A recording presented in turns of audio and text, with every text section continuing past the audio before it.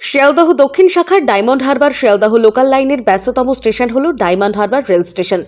প্রতিদিন কয়েক হাজার যাত্রী এই স্টেশনের মাধ্যমে তাদের নিজেদের গন্তব্যস্থলের উদ্দেশ্যে রওনা দেয়।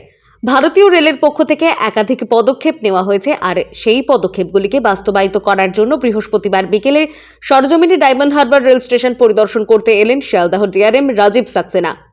রেল স্টেশন চত্বর এলাকা পরিদর্শন করেন তিনি। এই পরিদর্শন কর্মসূচিতে উপস্থিত ছিলেন শিয়ালদহ দক্ষিণ শাখার একাধিক রেলের আধিকারিকরা।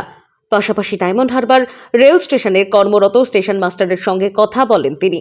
ডায়মন্ড হারবার রেল স্টেশনে যাত্রী সুরক্ষার ক্ষেত্রে কি কি পদক্ষেপ নেওয়া যেতে পারে সে বিষয়েও খতিয়ে দেখেন।